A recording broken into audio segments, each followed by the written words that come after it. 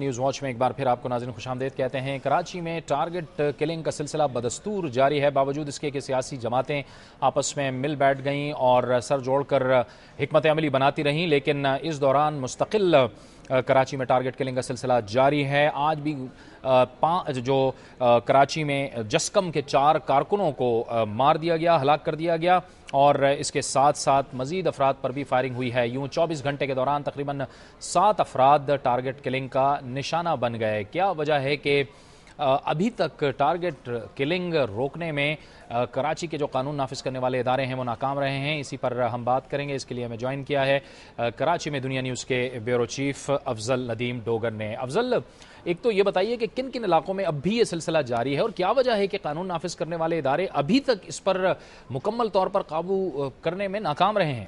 جاوید، یہ جو سلسلہ ہے وہ تو آج بھی 3-4 علاقے جو ہے وہ کافی متاثر ہوئے ہیں، لیکن آج پہلی دفعہ کئی دن کے بعد جیسے کورنگی کے علاقے میں آج ٹارگٹ کلنگ ہوئی ہے۔ اس میں جسکم کے جو ہے وہ 4 کارکنوں کو ٹارگٹ کیا گیا ہے۔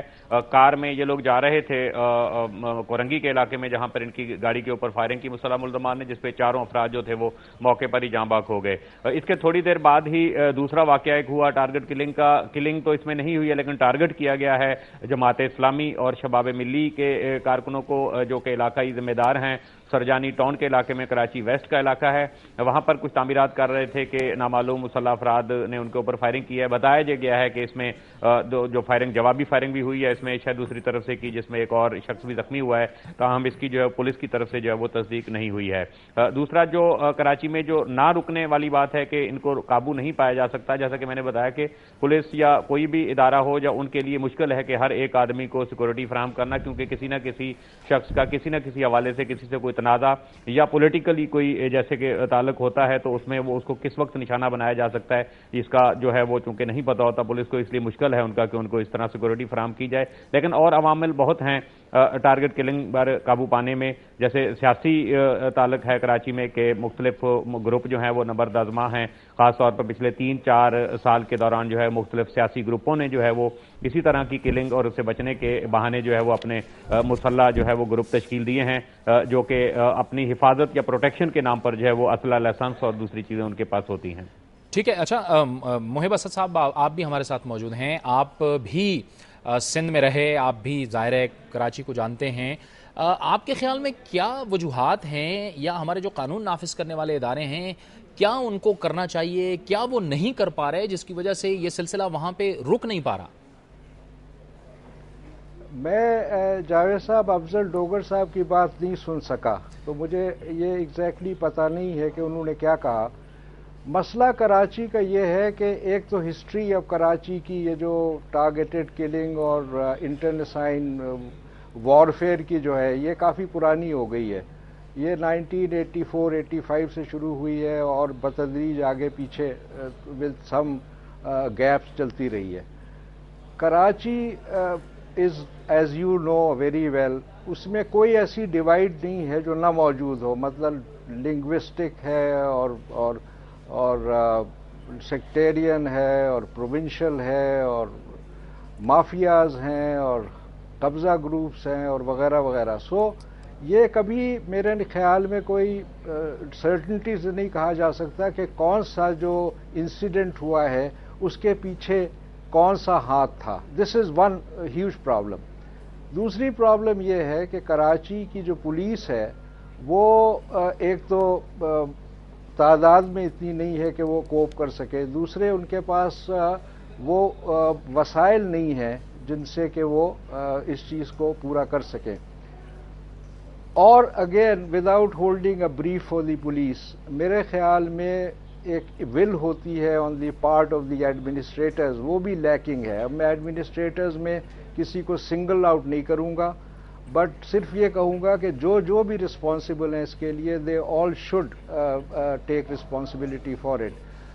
اور اس میں not only administrators but other stakeholders and power groups should also take responsibility. बहुत बहुत शुक्रिया मुहिब असद साहब, साबिक IG सिंध और साबिक डायरेक्टर जनरल FIA हमसे गुफ्तगू कर रहे थे इस्लामाबाद से। और बहुत शुक्रिया अफजल नदीम डोगर राब का भी, आपने हमें कराची से ज्वाइन किया। कराची के अमन अमान की सूरत हाल पर सियासी जमातें इकट्ठी हुई, मुत्तहिदा कौमी मूवमेंट, अवामी नेशनल पार्टी, पीपल्स पार्टी, दीगर जमातें, लेकिन उसके बावजूद भी टारगेट किलिंग नहीं रुक पाई। इस वक्त टेलीफोन लाइन पर हमारे साथ मौजूद हैं मुत्तहिदा कौमी मूवमेंट के रहनुमा सैयद सरदार अहमद, जिनसे हम दो इशूज़ पे बात करेंगे। लेकिन सबसे पहले बहुत शुक्रिया सरदार अहमद साहब, ये बताइए कि क्या वजह है कि आप तमाम जमातें इकट्ठी हो जाती हैं, आपकी हिकमत अमली तो होती है, आप कमिटेड भी हैं, पुरअज़्म भी हैं, लेकिन अभी तक अमन कायम नहीं हो रहा कराची में?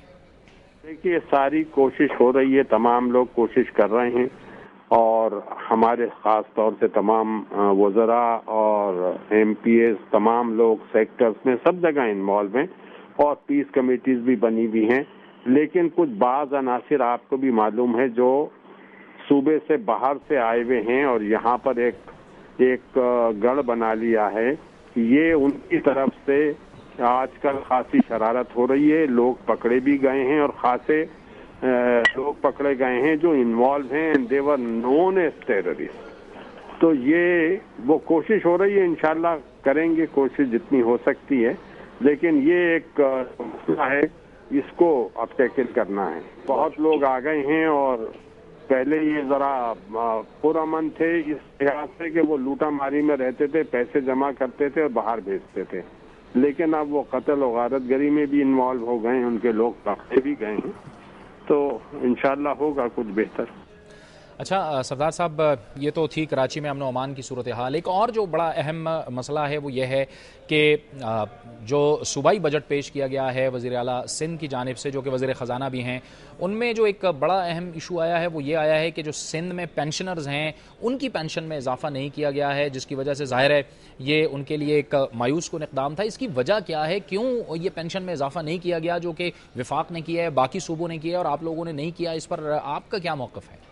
देखिए, मैंने ये सवाल उठाया था जैसे ही वो बजट पेश हुआ स्पीकर हमारे चीफ मिनिस्टर साहब ने, तो नेक्स्ट डे मैंने कहा ये क्या हुआ, तो उन्होंने कहा कि हम इनको पेंशन पहले बहुत बढ़ा चुके हैं पिछले साल। तो मैंने कहा अच्छा मैं देखूंगा, लेकिन वो एक गलत तासुर है, वो किसी ने उनके जहन में दे दिया कि गलत है ये देखिए, वो जो मिनिमम एक पेंशन मिलती थी वो हुकूमत सिंध ने थोड़ी बढ़ा दी थी, इंडिविजुअल्स को भी और फैमिली को भी, लेकिन वो सिर्फ उन लोगों को थी जो बहुत कम लोग कम पेंशन ले रहे थे।